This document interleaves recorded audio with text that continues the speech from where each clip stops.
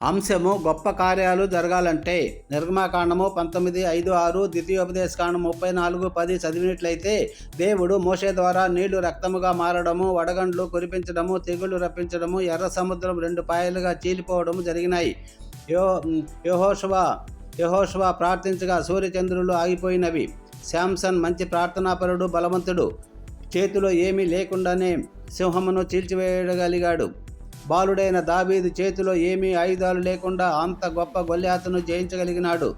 దానియేలు కూడా ముమ్మారు ప్రార్థించేవాడు.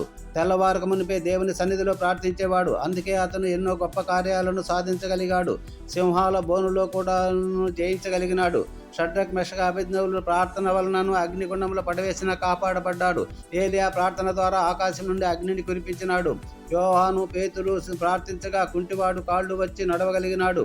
దానియేలు 11:32 అయితే తమ దేవుని ఎరుగువారు బలము కలిగి గొప్ప కార్యములు చేసెదరు. మన జీవితంలో గొప్ప కార్యాలు జరగాలంటే దేవుణ్ణి ఎక్కువగా కలిగి ఉండాలి.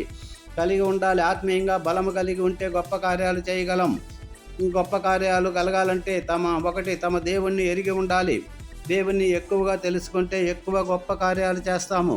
నీవు దేవుణ్ణి ఏ స్థాయిలో ఎంతవరకు తెలుసుకుంటావో అంతే స్థాయిలో గొప్ప కార్యాలు చేస్తావు. మన అనుదిన జీవితంలో దేవునితో నడిచేవారమై ఉండాలి. హనోకు 300 సంవత్సరాలు దేవునితో నడిచాడు. అందుకే అతను కొనిపోయాడు. మత్తయి 22:29 అందుకు యేసు లేఖనములు కానీ దేవుని శక్తిని కానీ ఎరుగక మీరు పొరబడుతున్నారు. రెండవది, దేవుని కొరకు ఎదురు చూచేవారముగా ఉండాలి. విలాప వాక్యములు.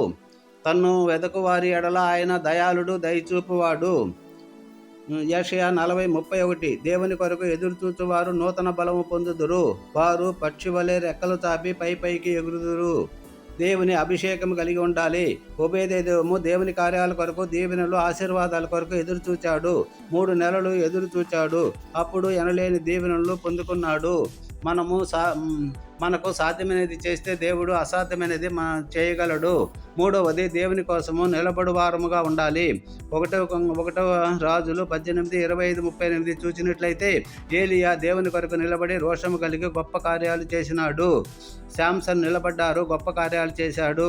ఎప్పుడైతే దెలీలా చేతిలో పడిపోయాడు, నిలబడలేకపోయాడు. ప్రియులారా, మనము పడిపోయే వారముగా ఉండకూడదు. యోహాను 15:4 ద్రాక్షవల్లిలోని తీగలాగా మనము యేసయ్యలో నిలిచి ఉండాలి. ప్రియులారా, విశ్వాసము, వాక్యము, ప్రార్థన, నిరీక్షణ నిలకడ కలిగి ఉన్నప్పుడు దేవుడు మన జీవితాల్లో గొప్ప కార్యాలు జరిగించునుగాక. ఆమేన్. Thank you Jesus. ప్రియులారా, ఈ వాక్యము విన్న మీకందరికీ దేవుడు బహుగా దీవెనలు, ఆశీర్వాదాలు కుమ్మరించునుగాక. ప్రియులారా, ఈ వీడియోను మొదటి నుంచి చివరి వరకు చూసి లైక్ చేయండి, సబ్స్క్రైబ్ చేయండి, షేర్ చేయండి, కామెంట్ కూడా చేయండి.